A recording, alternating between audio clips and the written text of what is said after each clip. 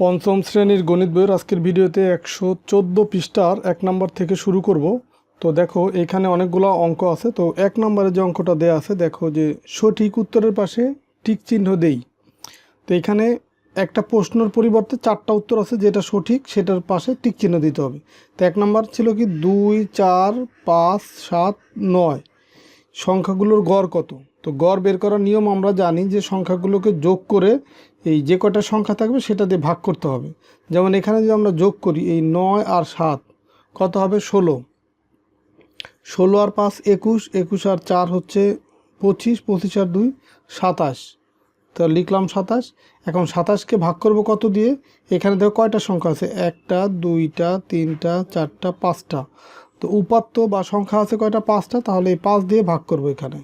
তো 5 দিয়ে যদি 27কে ভাগ করি, দেখো 27-এর ভিতরে 5 যাবে 5 বার, 5 5 25, বিয়োগ করলে এখানে থাকবে 2।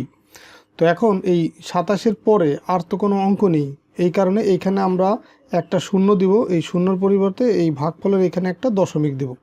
তো 5 20-এর ভিতরে যাবে কতবার, 4 বার, 4 5 20, মিলে গেল 0। তাহলে এখানে উত্তর কত হচ্ছে, এই 5.4। এই যে গ নম্বর হচ্ছে সঠিক উত্তর, যে 5.4।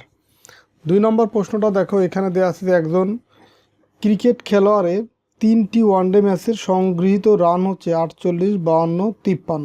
তিনি গড়ে কত রান করেছেন। তো গড় বের করার জন্য তাহলে এই 3টা যোগ করতে হবে। দেখো এই 3টা যদি আমরা যোগ করি, 5 আর 2 কত, 3 আর 2 কত 5, 5 আর 8 হচ্ছে 13, 13 কত বসবে 3, হাতে আছে 1, 1 আর 5 6, 6 আর 5 11, 11 আর 4 হচ্ছে 15। তার মানে 153 পেলাম। এখন 153কে ভাগ করব কত দিয়ে, 3 দিয়ে, যেহেতু আমরা গড় বের করব। তো এখানে সংখ্যা আছে 3টা, এখানে 3 দিয়ে ভাগ করব। 3 দেখো 1-এর ভিতরে যায় না, তাহলে পরের অঙ্ক এই 15-এর ভিতরে যায়। তো 15-এর ভিতরে 3 যাবে 5 বার, 3 5 15। এখন দেখো এইখান থেকে 3 নামায় নিয়ে আসবো। এই 15 থেকে 15 বিয়োগ করলে 0। তো 0 প্রথমে দেওয়ার প্রয়োজন নেই, যেহেতু তার আগে আর কোনো অঙ্ক নেই। তো এই কারণে আমরা একবারে 3 এখানে নামায় নিয়ে আসলাম। তো 3 3-এর ভিতরে যাবে একবার, 3 অক্ষে 3, মিলে গেল 0। তাহলে এইখানে ভাগফল কত পেলাম, 51। তাহলে তিনি এই গড় রান কত হবে, গড় রান হবে 51। এখানে দেখো ওই 4টার ভিতরে যে ঘ নম্বরে আছে কি 51 রান, তাহলে 2 নম্বর উত্তর কত হচ্ছে এই 51 রান।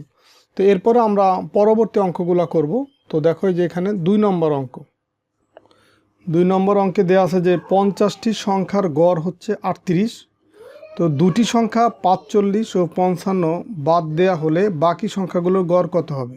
তো দুটি সংখ্যা যে বাদ দিব, এই 50টা থেকে যদি আমি এই দুইটি সংখ্যা বাদ দিই, তাহলে থাকবে কত, 48টি সংখ্যা। সেই 48টি সংখ্যার গড় বের করতে বলছে। তাহলে আমরা প্রথমে লিখব যে 50টি সংখ্যার গড়, 50টি সংখ্যার গড় সমান কত দেওয়া আছে, 50টি সংখ্যার গড় দেওয়া আছে হচ্ছে 38। এখন 50টি সংখ্যার যোগফল বা 50টি সংখ্যা মোট কত সেটা আমরা বের করব। তো সুতরাং এই 50টি সংখ্যা মোট বা যোগফল একটা লিখলেই হয়। এই যোগফল কত হবে, এই 38কে আমরা যদি 50 বার যোগ করি, তাহলে যে সংখ্যাটা পাবো, যোগ করার পরে যে যোগফলটা পাবো সেটা হচ্ছে যোগফল। তো আমরা এই যোগের সংক্ষিপ্ত রূপ হচ্ছে গুণ, এই কারণে আমরা গুণের মাধ্যমে সেটা বের করতে পারি যে 50টি সংখ্যার যোগফল হবে এই 38।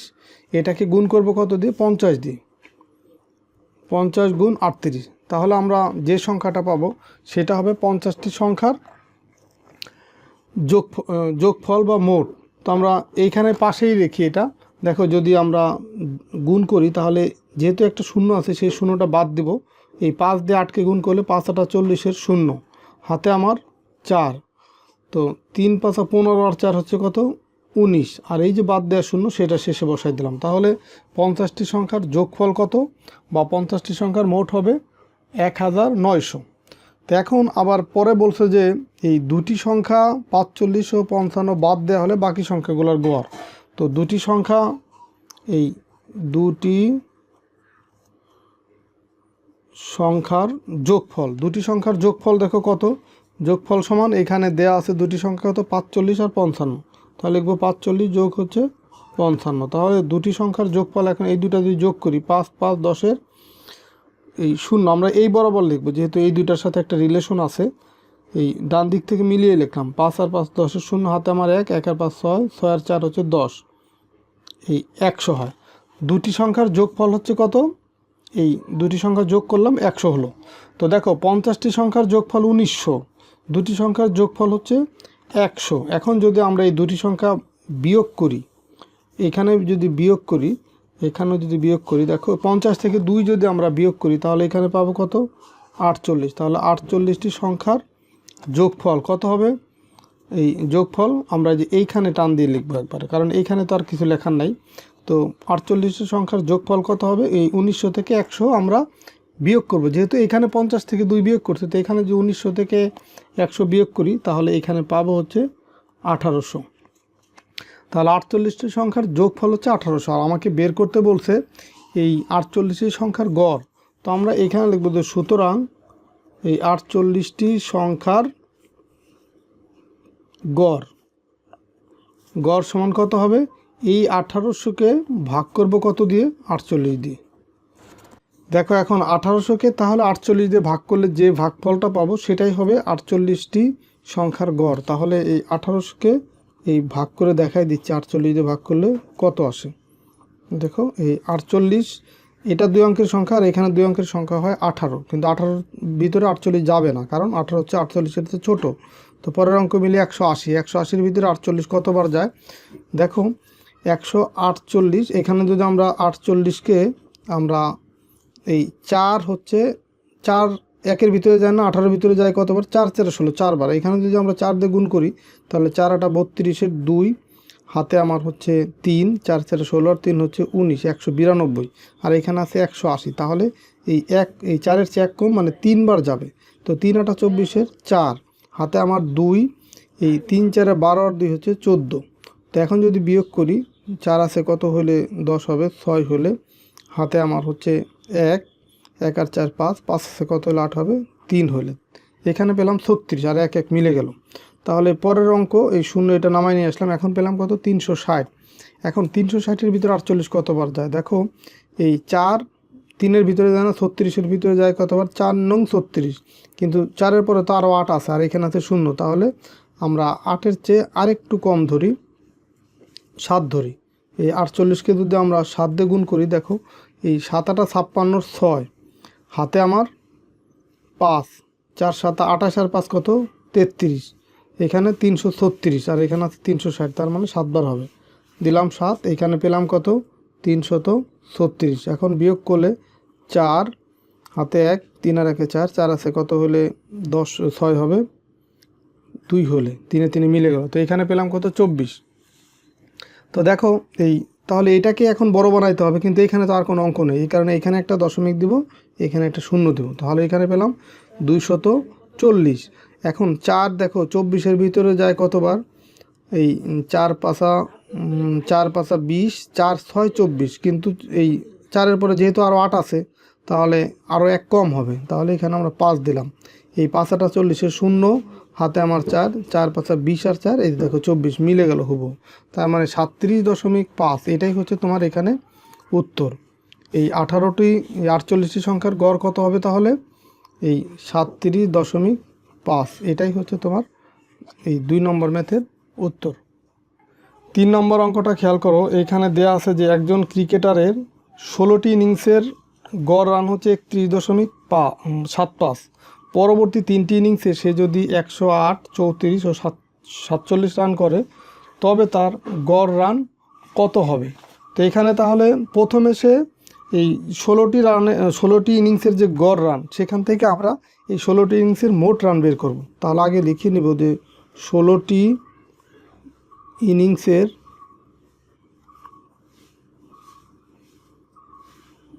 গড় রান সমান কত? এখানে দেওয়া আছে কত? 31.75। এটা হচ্ছে 16টি ইনিংসের গড় রান। তো সুতরাং এই 16টি ইনিংসের মোট রান কত হবে? এই 31.75 এটাকে গুণ করব এই 16 দিয়ে। তাহলে এইটাকে আমরা যদি 16 দিয়ে গুণ করি তাহলে এখন এই 31.75 এটাকে যদি আমরা 16 দিয়ে গুণ করি তাহলে এইখানে পাবো হচ্ছে এই 508। তোমরা এটা পাশে গুণ করে দেখাই দেবা, তোমাদেরকে আমি একবার এটা লিখে দিলাম। 508 পেলাম হচ্ছে 16টি ইনিংসের মোট রান। এখন সে আরও 3টি ইনিংসের এই আলাদা আলাদা যে গড় রান আছে সেটা আলাদা আলাদা যে রান আছে সেটার আমরা মোট রান বের করব। তো আরও 3টি ইনিংসের মোট রান, আরও 3টি ইনিংসের মোট রান কত হবে? এখানে দেয়া আছে 108, আরেকটা আছে 34, আরেকটা আছে 47। তো এই তিনটা যদি আমরা যোগ করি তাহলে আমরা যত পাবো সেটা হচ্ছে এই 3টি ইনিংসের মোট রান। 7 আর 4 কত? 11, 11 আর 8 হচ্ছে 19-এর 9, হাতে আমার 1, 1 আর 4 5, 5 আর 3 8, 8 আর 0 8। আর এখানে দেখো আর কোনো অঙ্ক নাই, এখানে আছে 1, তার মানে 189 হচ্ছে আরও 3 ইনিংসের মোট রান। তাহলে দেখো এইখানে যে 16টি ইনিংস আর এখানে 3টি ইনিংস, তাহলে 16 আর 3 কত হয়? 19টি ইনিংসের মোট রান হবে এই 508 আর যোগ হচ্ছে 189। এখন সেটাই আমরা লিখব যে 16 যোগ হচ্ছে 3 সমান সমান কত হয়? 16 আর 3 হচ্ছে 19, তাহলে 19টি ইনিংসের মোট রান। মোট রান কত হবে? এই 16 ইনিংসের মোট রান হচ্ছে 508, এর সাথে যোগ হবে 3টে ইনিংসের মোট রান 189। তাহলে এটা হবে 19টি ইনিংসের মোট রান। তো এটা যদি আমরা যোগ করি এই 508-এর সাথে এটা, তাহলে যোগ করলে এখানে পাবো হচ্ছে 697। এই দুইটা যোগ করলে 697 পেলাম 19টি ইনিংসের মোট রান। তা আমাকে বের করতে বলছে এখানে যে এই 19টি ইনিংসের গড় রান। তো আমরা লিখব যে সুতরাং 19টি ইনিংসের গড় রান কত হবে? তাহলে এই 697 এটাকে ভাগ করব কত দিয়ে? 19 দিয়ে। ভাগ করলে যেটা পাবো সেটাই হবে তোমার 19টি ইনিংসের গড় রান। এখন এই ভাগটা তুমি এখানে দেখাই দিতে পারো, এই 697 এটাকে ভাগ করব কত দিয়ে? 19 দিয়ে। তো 19 দিয়ে যদি ভাগ করি এখানে দেখো 19 দিয়ে 19 হচ্ছে এই 69 ভিতরে যাবে হচ্ছে 3 বার, 3 নং 27-এর 7, 69কে ভাগ করতেছে 3 নং 27-এর 7, হাতে আমার 2, 3 অক্ষে 3 আর 2 হচ্ছে 5, 57। এখন বিয়োগ যদি করি 9 থেকে 7 বিয়োগ করলে এখানে পাবো 2, 6 থেকে 5 বিয়োগ করলে 1, 12 পেলাম। এখানে 7 নামায় নিয়ে আসলাম 127। তো 127-এর ভিতরে তোমার 19 যাবে কতবার? 127-এর ভিতরে 19 যাবে তোমার 6 বার যাবে। তো 6 এখানে দিই, 6 নং 54 4, হাতে আমার 5, 6কে 6 আর 5 হচ্ছে 11, 114। এখন 7 থেকে 4 বিয়োগ করলে এখানে পাবো 3, 2 থেকে 1 বিয়োগ করলে এখানে পাবো 1, 13 পেলাম। আর 1 আর 1 মিলে গেল 0। তো এখন এটাকে বড় বানানোর জন্য এইখানে দিব একটা দশমিক, এইখানে একটা 0, 30 দিলাম। তাহলে এখন 0 দিলাম, এখানে হয়ে গেল কত? 130। তো 130-এর ভিতরে 19 যাবে কতবার? দেখো 127-এর ভিতরে গেছে 6 বার, 30-এর ভিতরেও এই 6 বারই যাবে। তাহলে 6 বার গেলে এখানে আবার পাবো 114, বিয়োগ করলে এখানে পাবো কত? 130 থেকে 114 বিয়োগ করলে এখানে পাবো 16। এখন আর একটা 0 দেবো। থাকবে একবার যেহেতু এখানে 0 দিয়ে এখানে দশমিক দিয়ে দিছি, তো পরে কিন্তু আমরা একটা করে 0 এমনিই দিতে পারবো, আর দশমিক দেওয়ার প্রয়োজন নেই। তাহলে 160 পেলাম। 160-এর ভিতরে 19 যাবে তোমার হচ্ছে 8 বার।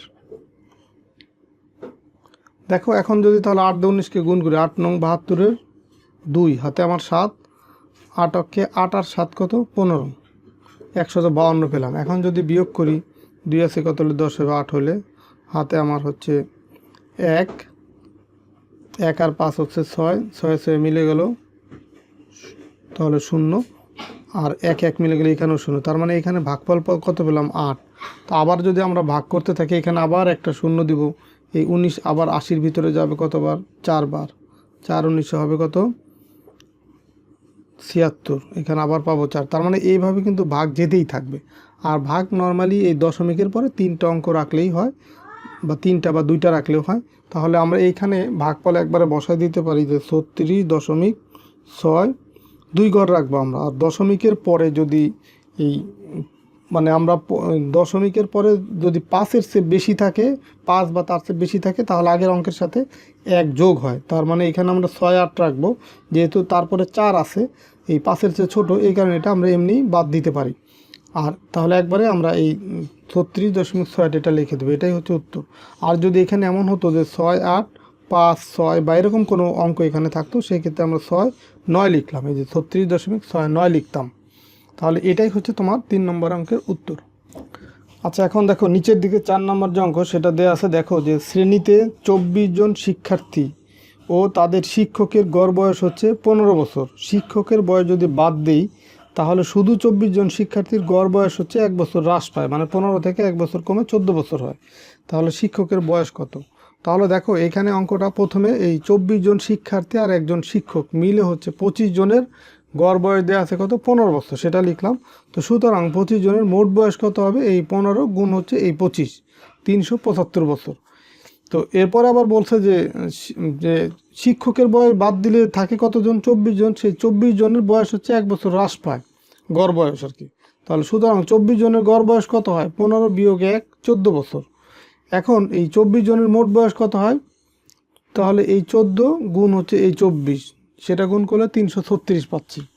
তো এখানে কিন্তু শিক্ষকের বয়স নাই, শিক্ষকের বয়স আছে এই 25 জনের ভিতরে, এখানে শিক্ষকের বয়স আছে।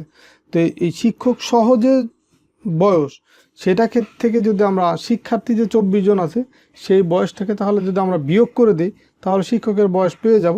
সুতরাং শিক্ষকের বয়স হবে 375 বিয়োগ হচ্ছে শুধু 24 জন শিক্ষার্থীর যে বয়স, মোট বয়স সেটা, মানে 336, বিয়োগ করলে ওই 39 পাচ্ছি। তাহলে এটাই হচ্ছে শিক্ষকের বয়স, বা এটাই হচ্ছে উত্তর। তো আশা করি তোমরা আজকের ভিডিওতেই যে 1, 2, 3, 4 এই 4টা অঙ্ক যে করে দিলাম, সবগুলো অঙ্কই বুঝতে পারছো। আমরা পরের ভিডিওতে বাকি অঙ্কগুলো তোমাদেরকে সমাধান করে দেবো। তো ঠিক আছে, সবাই ভালো থাকো, সুস্থ থাকো, কথা হবে পরের ভিডিওতে। আল্লাহ হাফেজ।